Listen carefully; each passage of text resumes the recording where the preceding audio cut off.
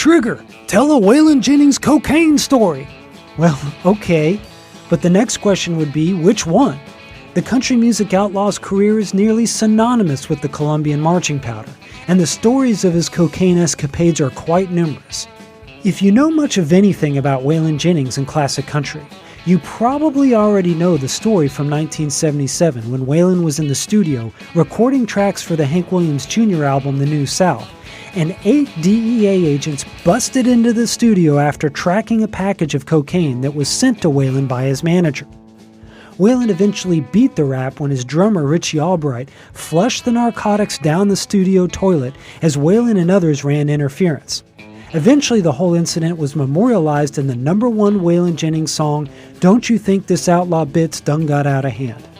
We'll probably circle back on that story at some point, but it's been told aplenty, even if some new wrinkles have emerged in recent years. So how about we go a bit off the beaten path and tell one of the Waylon Jennings cocaine stories very few have heard, but is part of a story that's pretty famous that many do know about. They just don't know that Waylon Jennings actually played a part in it. This is the tale of Waylon Jennings and the Cocaine Bear.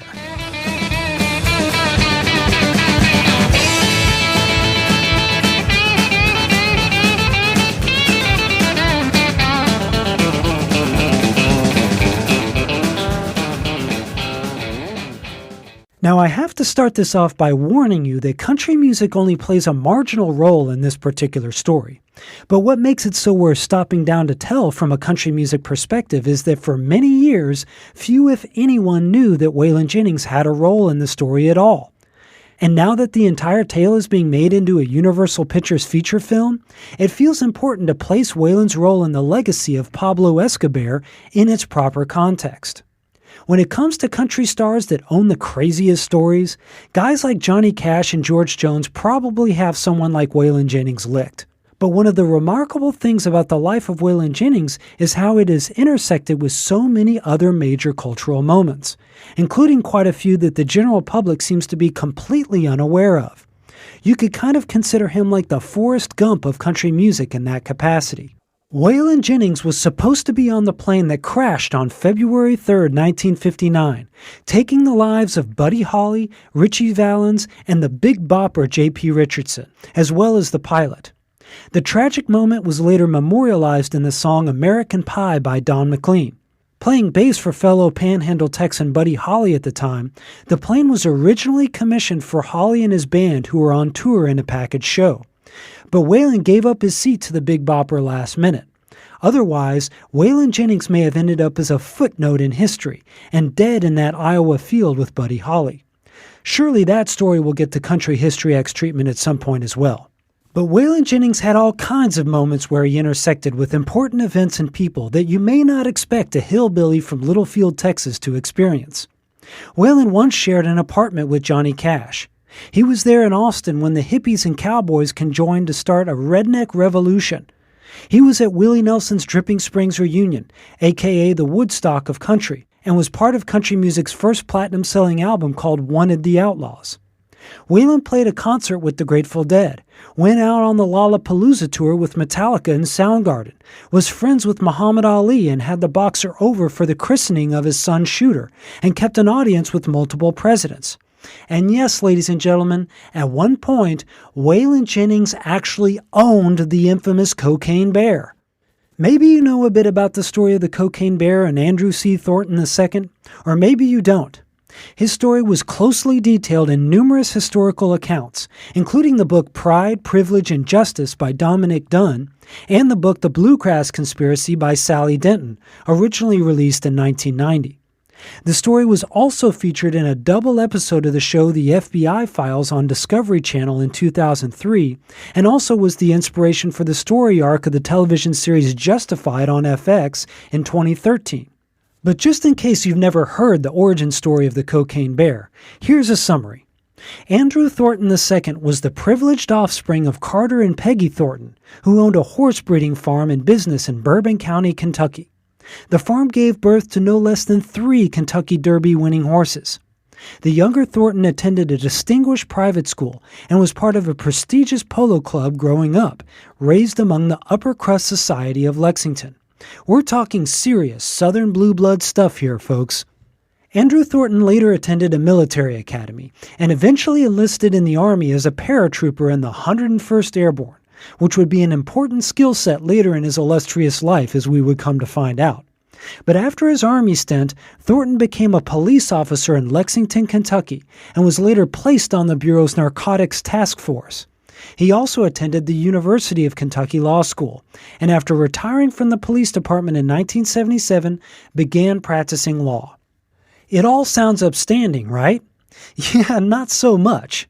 At some point when Andrew Thornton II was still a practicing police officer on the Narcotics Task Force and studying law, he started to get into the drug smuggling business himself, and big time.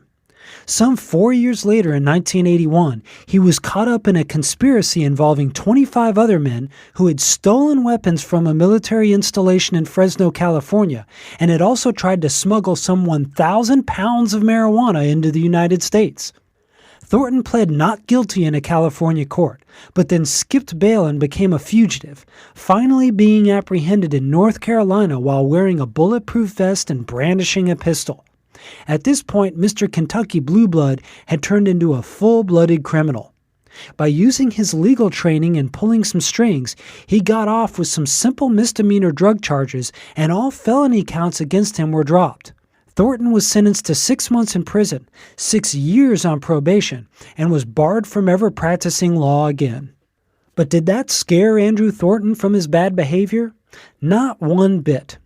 In 1985, during a smuggling run of cocaine from Colombia, Thornton and his partner bailed from their Cessna 404 airplane while it was flying over Knoxville, Tennessee. Thornton got caught up in his parachute and ended up falling to his death, later to be discovered in the driveway of a local Knoxville resident. Much was made of how Thornton was found, once again wearing a bulletproof vest and in the possession of 2 pistols, along with night vision goggles, $4,500 in cash, and a big Army duffel bag of 40 kilos or $15 million worth of cocaine. As many love to note, he was also wearing a pair of Gucci loafers at the time. Mr. Thornton liked the finer things in life, let's just say. All the gear he parachuted with, especially the duffel bag full of cocaine, this is likely what led to his demise, being too much for the parachute to handle. The private plane eventually crashed over 60 miles away in North Carolina after continuing on autopilot. What does all of this have to do with Waylon, Jennings, and bears? Well, during Andrew Thornton's final drug smuggling escapade, apparently an additional 40 bags of cocaine were either discarded or stashed from the plane into the Chattahoochee National Forest in Georgia, somewhere not far from the town of Blairsville. At some point, a 175-pound black bear happened upon the stash, and after sniffing around, decided to partake in the booger sugar. Roughly 3 months after Andrew Thornton was discovered in some poor guy's driveway in Knoxville, the bear, later to be coined Pablo Escobar, was discovered in the Georgia forest, surrounded by 40 empty plastic bags that tested positive for cocaine residue. A medical examiner then studied the bear, and lo and behold, found that its stomach was full of cocaine, which resulted in cerebral hemorrhaging, respiratory failure, renal failure, heart failure, stroke, and eventually death. Say no to drugs, kids. Ultimately, the medical examiner was planning to incinerate the mammal, as was the custom. But since the bear hadn't passed away from some physical trauma, and his body had been well preserved aside from the incisions made during the autopsy, the medical examiner decided to hand the carcass over to a hunting buddy and taxidermy friend of his, who ultimately stuffed and preserved the bear. Eventually, the cocaine bear ended up in the visitor center of the Chattahoochee River National Recreation Area, where it remained for a few years. Though a few people in the know knew the black bear was in fact the notorious Pablo Escobar, no such allusions or descriptions were included with the visitor center display. It was just another wildlife piece. But this is where the story of the cocaine bear gets even more strange, if you can believe it. In the early 90s, an impending forest fire had the park rangers of the Chattahoochee River National Recreation Area evacuating all the buildings and putting many of the visitor center's displays and artifacts into a storage facility in the nearby town of Dalton, Georgia. Along with a collection of Native American blankets, arrowheads, and other artifacts, this also included the cocaine bear. However, when they returned about a month later to retrieve the items, all of the visitor center artifacts, including the cocaine bear, were gone, and presumably stolen. This hypothesis was later verified when most of the Native American artifacts turned up some 160 miles away in a pawn shop in Nashville, Tennessee. But the cocaine bear? It was gone, and apparently in the possession of none other than Waylon Jennings. Along with being a country music outlaw and a fairly famous cocaine connoisseur, Waylon Jennings was also known as a collector of rare items. Along with the usual accompaniment of instruments, trophies, gold and platinum records, and other musical memorabilia that would come with most any famous musician, Waylon Jennings had a large stash of some other fairly remarkable items, many of which that had a personal connection to him and his propensity to be connected with other famous people and events. For example, in the Waylon Jennings private collection, he owned a genuine pair of Willie Nelson's braids, which the red-headed stranger had clipped off and gifted to Waylon in 1984. Waylon owned the ring robe worn by Muhammad Ali when he fought Leon Spinks in 1978, as well as a pair of Muhammad Ali's training gloves from about the same era. Waylon also owned a vintage 1958 British-made Cyclone motorcycle once owned by Buddy Holly, that was given to Waylon as a birthday gift in 1979. These were just some of the many famous items in Waylon's collection. In 1984, Waylon opened a short-lived museum upstairs from the Country Music Wax Museum on Music Row in Nashville that was called Waylon's Private Collection. The Buddy Holly motorcycle, one of the Dukes of Hazzard General Lee cars on loan since Waylon played the narrator on the show, as well as many other personal items were part of the museum display, along with a wax replica of the Hoss himself. How ownership or possession of the cocaine bear went from the Nashville pawn shop owner to Waylon Jennings, and how the pawn shop gained possession itself, depends on who you speak to. When police got involved, the pawn shop said they had no idea the story surrounding the stuffed bear, and they just thought it was another hunting trophy. But according to Waylon Jennings, the pawn shop owner sought him out specifically because of the bear's history, and he relayed the story about Andrew Thornton II, the Colombian cocaine run, the parachute entanglement, and the Gucci loafers to Waylon. Not knowing that the bear was stolen, Waylon Jennings seized on the opportunity to own it and ponied up the undisclosed asking price, telling authorities later he would have never made the purchase if he knew it was a hot item, which is probably true. Even though Waylon and many of his musical buddies were referred to as outlaws, aside from his taste for narcotics, Waylon was otherwise a pretty law-abiding citizen. Another group of items that he had in his personal collection were law enforcement badges he collected from across the country, including ones given to him by his police buddies. For his part, Waylon hated the whole outlaw nickname and blamed it specifically on his 1977 drug bust. But by the time investigators tracked down Waylon Jennings as the endpoint for Pablo Escobar, it was no longer in his possession. Even though Waylon says the pawnshop owner clued him into the bear's story, apparently Waylon already knew about Andrew Thornton II, and the two had a mutual friend in a high-flying Las Vegas socialite and, well, let's just say service provider to the stars and elite, a guy named Ron Thompson. It's a bit unclear if Waylon Jennings ever knew Andrew Thornton II personally, or if Thornton knew Ron Thompson, or if they were all associated loosely somehow from their mutual admiration for the disco dust.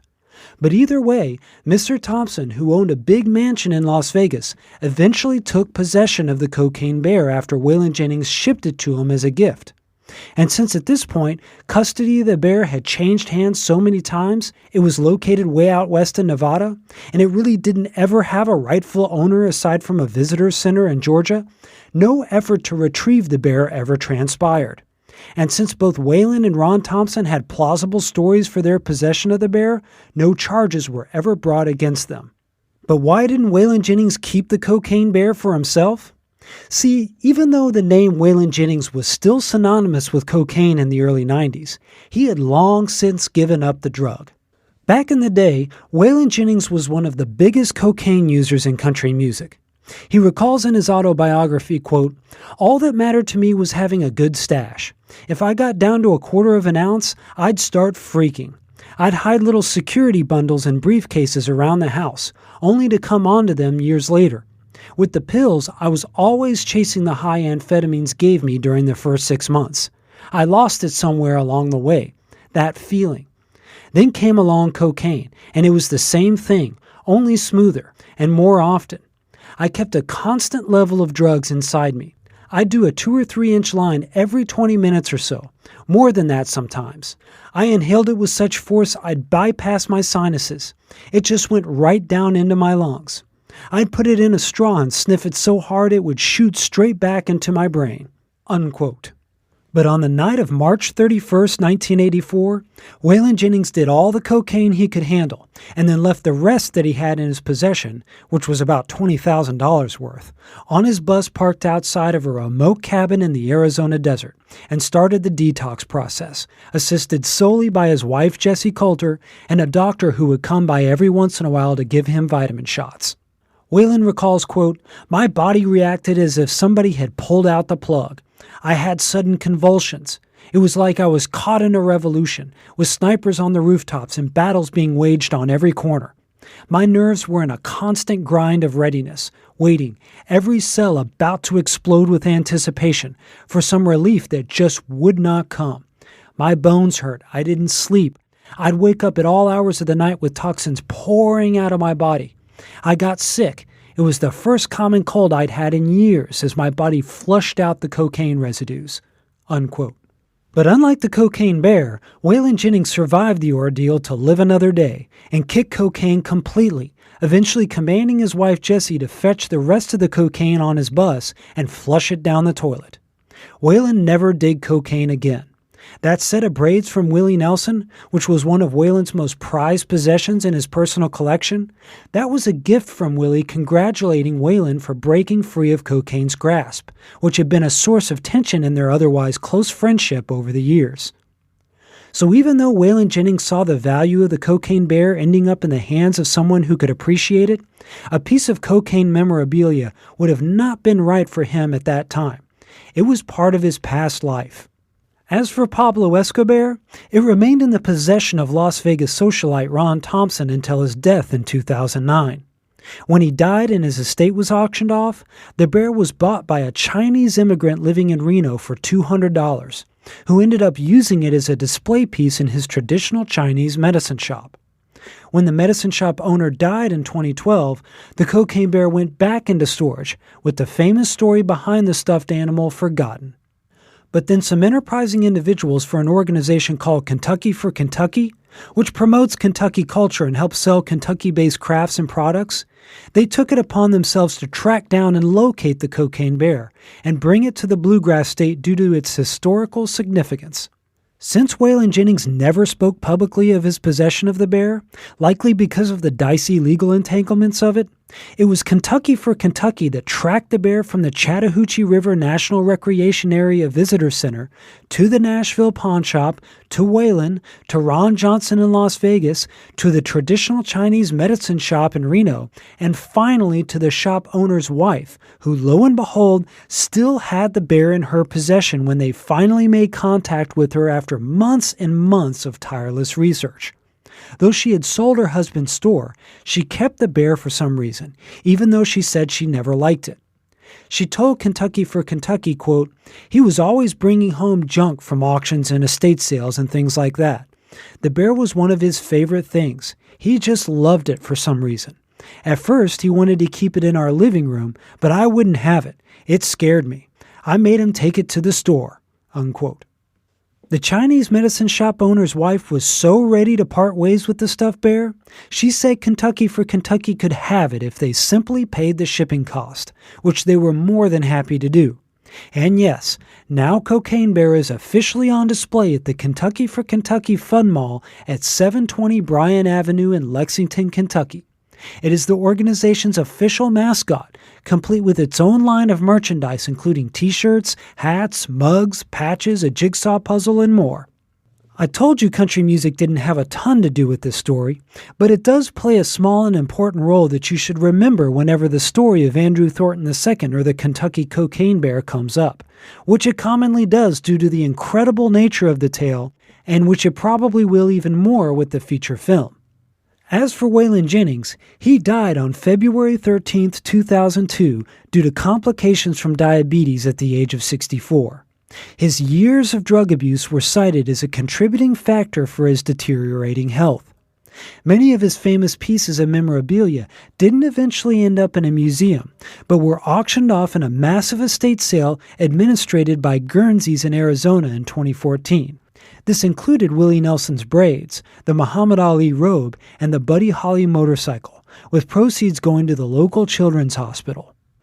Ultimately, it was just stuff, and the renewed appreciation for life Waylon found after kicking cocaine was much more valuable to him. A story involving his son Shooter that Waylon recalls in his autobiography about his life after he kicked cocaine underscores this. Waylon says, quote, "I was sitting with Shooter in a restaurant booth. He was on the inside and he got his coloring book out. He was all of 5 years old. He put his left arm through my right, and we sat there for about an hour while he colored. Shooter hadn't ever done that before. I'd never been able to sit so still for so long with him. I wasn't about to move my arm."